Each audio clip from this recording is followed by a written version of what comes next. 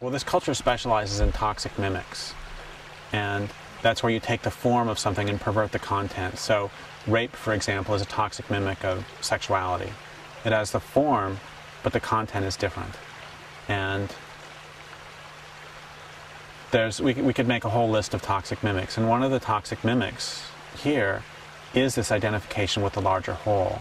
That's been shunted off to a different direction, this identification. So part of what we're supposed to do is identify with our larger community. But that really only works when things are mutual, when the rest of the community is serving you as well.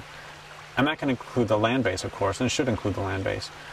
But with civilization, we've been taught to identify with this larger whole that isn't us. I mean, a great example, the other day I was talking to a friend who said, wow, we lost a lot of refineries in Katrina, didn't we? And I said, I didn't know I had any refineries, otherwise I would probably be rich, you know? It's like, do I get the money from these or something? Or I have another friend who called me a while back and said, how much longer do you think we're going to be in Iraq? And I looked around and it's like, I thought we were in Northern California. And he's like, no, Derek, how much longer do you think our troops are going to be in Iraq? I said, I got troops? Oh, that's great. Can I tell them to go blow up a dam for me or something? And it's like, this is why I only call you about once a month, Eric. And so I think we're taught early on to identify with the system. I think that's one reason why we identify with it. We're taught all the time, we're doing this. It's like, you know what? We're not doing this. We're not deforesting. I'm not deforesting. I'm not doing it. And I actually oppose the people who do it, and the organizations, institutions who do it. The organizations and institutions which do it. There you go. There's a problem. Calling an organization a who, and then calling a tree an it.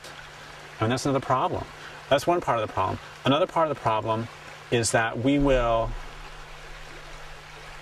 if your experience, not your philosophy, not your thinking, not your heart, not anything else, if your experience is that your food comes from the grocery store and that your water comes from a tap, you will defend to the death the system that brings those to you because your life depends on it. If, on the other hand, your experience is that your water comes from a stream, imagine that. People used to actually drink from streams. I mean, how quaint is that? And if your experience is that your water comes from a stream and that your food comes from a land base, you will defend to the death that stream and that land base because your life depends on it.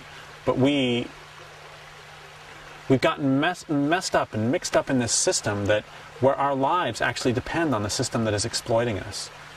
And another way to ask this is, why do so many victims of abuse stay with their abusers?